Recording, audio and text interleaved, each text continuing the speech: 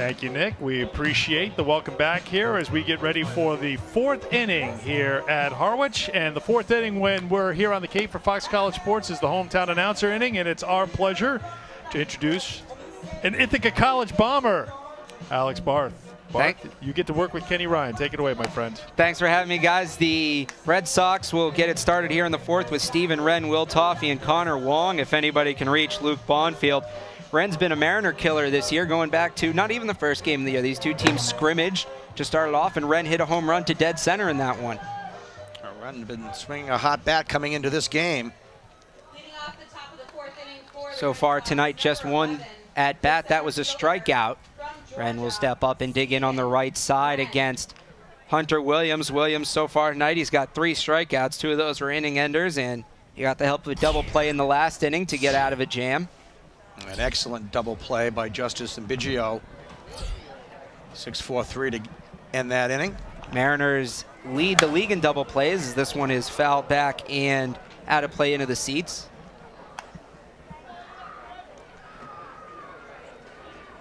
Williams pitching offset on the right side of the mound, at least from his perspective. We've seen a couple Mariners pitchers use that technique where they don't stand directly centered on the rubber. That one misses high for a ball. It's 1-1.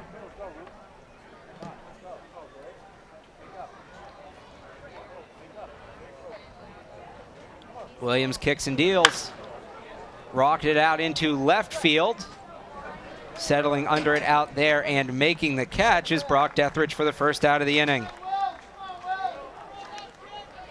1 down now in the fourth. Will Toffey will be the batter. He grounded out to the shortstop in his previous appearance back in the second. The third baseman from Vanderbilt, Will Toffey. And for Will Toffey from Barnstable, Massachusetts. Just a hop, skip, and a jump from here. Lines this one up the middle where it's caught by Connor Justice. Nice play at short. And there's 2 down. Quickly 2 away here in the top half of the fourth inning for Hunter Williams. Had to work in that third inning throwing some pitches, so 20, quickly 2 away. From Houston. Williams has done that a couple times this year. He's had, 5, 6, 7 pitch innings, and he's gotten those in the middle innings, 3, 4, 5, and they've helped him extend some of his appearances. Mixed use starter and reliever at North Carolina. 14 appearances, 9 starts for the Tar Heels as he misses outside for ball 1. Big young man, 6'3", 235 pounds, and a live arm and a terrific fastball.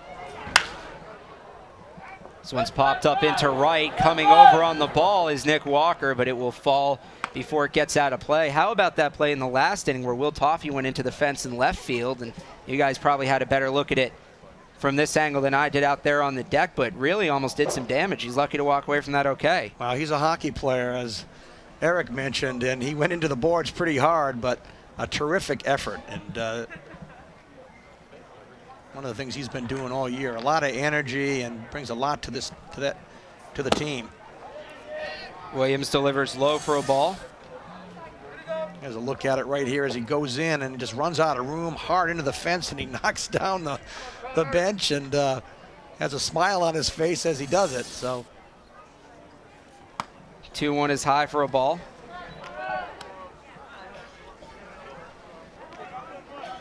And it's different for some of these guys because some of the leagues around the Cape, the fence doesn't extend down the foul line. The left and right field sign will just be a out of play line, so they'll have all that room.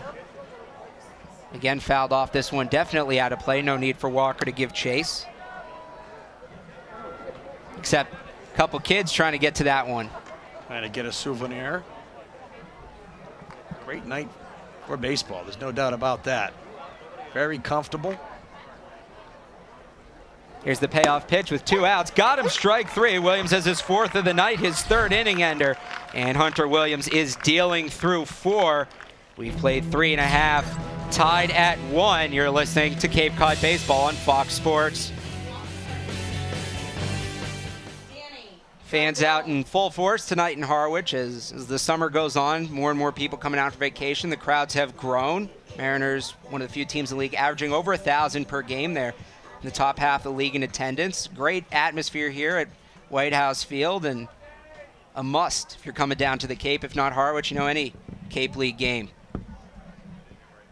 Danny Zardone will lead it off. Last time up, he hit that moonshot to left field. Is trying to do it again there with that big swing, but misses for strike one. Zardone, a late arrival from LSU, was in the College World Series and starting to get it going now. A couple of hits the other night against Falmouth, a home run tonight. Takes this one in the dirt for a ball. Mariners and Red Sox tied at 1. You see a lot of teams around the league with MLB-related nicknames. There used to be more. Hyannis used to be the Mets, used to have Orleans was the Cardinals, and a couple years ago the MLB came in as that one's inside for a ball and said merchandising rights, contracts, copyright, all that. So teams had to either change their mascot or pay the royalties. The Red Sox, one of the teams that paid the royalties. The one exception was Harwich, because the Harwich Mariners outdate the Seattle Mariners. They were still in Washington, actually, when this team was founded. So that one's outside for a ball. So there you go.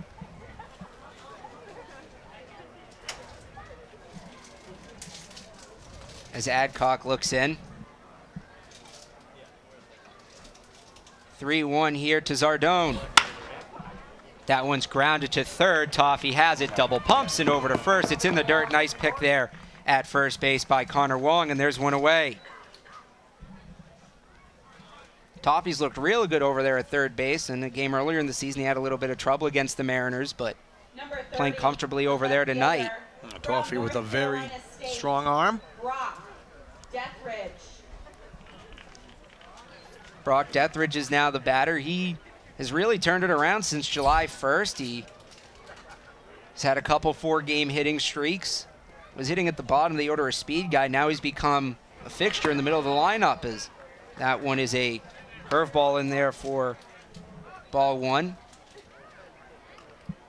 The one thing the Mariners do very well offensively, probably without doubt better than any team in the league, is they take professional at-bats, and even if it doesn't result in a hit, as Dethridge shows, bunt, you'll make them work. You saw Kevin Biggio had that at-bat in the last inning where he was able to foul off quite a few pitches, and Dethridge, another guy who can do that. He also bunts a lot. Me and my broadcast partner, Peter Fiorentino, had a joke at the beginning of the year. It was less of a joke, more so the truth that Dethridge didn't come up without at least putting down one bunt.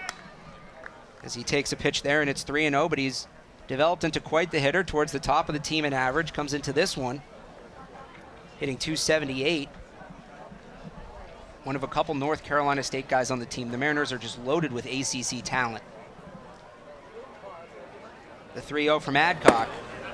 That's a strike one. Well, before the game, before batting practice, they were working on the bunt. Many of the players, different drills, different stations. Steve Englert out there working with a lot of the players.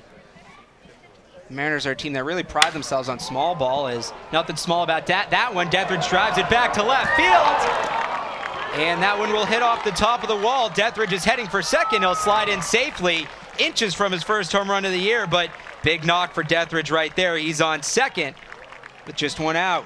Opposite field power by Brock Dethridge, and comes around first base and loses his footing, and really had to get up and hustle into second base to get the double. This ball hit very hard to left field, just over the shoulder of the left fielder, and he comes around first base, trips, but has to slide in head first to get the double. And you saw the ball clip that sign out there. Some of the outfielders on the Cape are learning the way those ads are displayed. The ball will hit those signs and die. It won't bounce back off a regular chain link fence. And out there in left field for the Red Sox, Luke Bonfield played that as if it was going to bounce back to him. So it's Dethridge on second now with one out for Nick Walker. Walker started the year, he reached in the first 10 games, and then promptly had a 6-game on-base streak after that. At one point, he'd reached in 18 of his 20 appearances. So he takes that one for a strike. Primarily a second baseman at Old Dominion, but he's been the Mariners' outfielder, right fielder so far this year.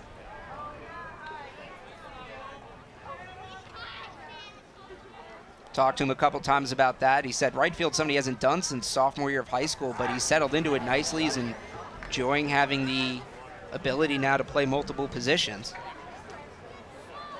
Adcock, another turn towards second base, making sure that Deathridge is not going to take too big a lead off of second base. The Michigan Wolverine comes set, and that one was high. At 63 pitches, still no action in the Red Sox bullpen. Generally on the Cape, guys, about 70, 75 pitch limit, normally set by their college coaches. Again, back to second. He sails this one into center field, but backing up in time is Stephen Wren, so no advance for Deathridge. Oh, that ball really slipping out of the hand of Brett Adcock into center field. Again, the spin move, and this one just taken off as you see it come right towards you. But no time for Deathridge to go anywhere as Stephen Wren comes in.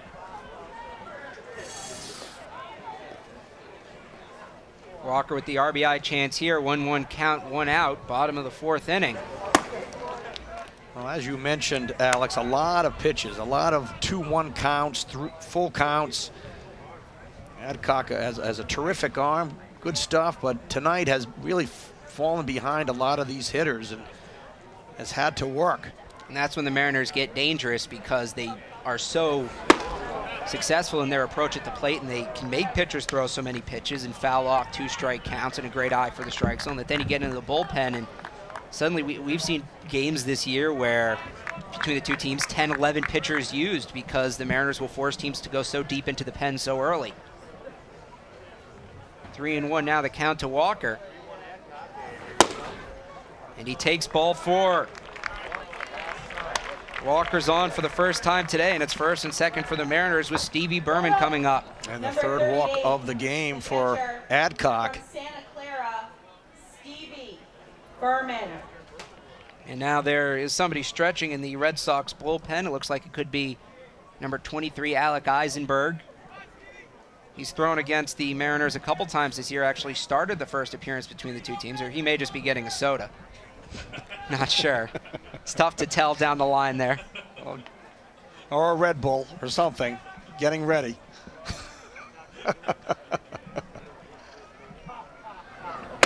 First pitch to Berman is in there for a strike. Berman, one of 3 Mariners catchers. It's been tough for the guys behind the plate to get playing time this year. It's been very competitive, a 3-man rotation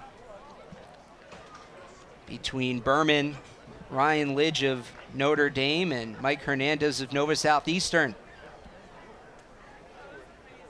Adcock looks to second and delivers. That one's high for a ball. Rodriguez is going to take a trip to the mound here. Adcock falling behind. That fastball continues to be up in the zone. Scott Pickler, the manager, looks on. So one of the drills before batting practice, all the catchers were grouped together, and they were working on looked like a catching drill where they had some weighted balls, and they were actually one after the other catching it to work on their improving their wrist strength and framing balls. I thought it was an excellent drill, and I spoke to a couple of the catchers afterwards. Deathridge is caught off guard. He's going to get caught in a pickle. Adcock runs all the way out to the baseline, trying to get Deathridge, lobs it to second, and Deathridge is tagged out. Second time for the Mariners that's happened. It happened to Adam Pate back in the 3rd. And now there's 2 down with the runner on first. And you see Steve Englert not happy. The second time in this game that Brett Adcock has picked off a runner at second base with that little twist move. You see his knee comes up, looks like he's going home, and then he turns. And another runner in. Delivers strike 2 in there to Berman, like so many lefties, that devastating pickoff move. And you work on that. A lot of these pitchers work on it before the game, going over just that type of move over and over again, because you never know when you might need it. And for Adcock, he's used it twice already tonight. He throw over to first, but Walker, not a big lead over there.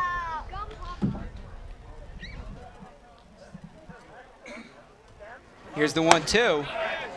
Just missing outside. Adcock wanted that one. And on that rundown, Adcock did exactly what you're taught to do. As you turn, you see that runner off the base, you immediately put the ball in the air and you run at the runner and you run him back to the base he came from. Again, goes over to first. Here you watch Adcock as he turns. He turns, the runner's off base, so you see him immediately run at the runner and you corral him back to the base he came from. Berman grounds this one to second. There to field it is Edman on to first, and that will do it for the Mariners in the fourth. Alex Barth, outstanding job. You represented Ithaca College very well. I especially like the play-by-play of the drinking the soda. That was amazing. Thank you very much. Alex, best of luck at school. Thank and you. The rest of the summer Thanks here for at having Harwich. me. Back with a fifth in a moment.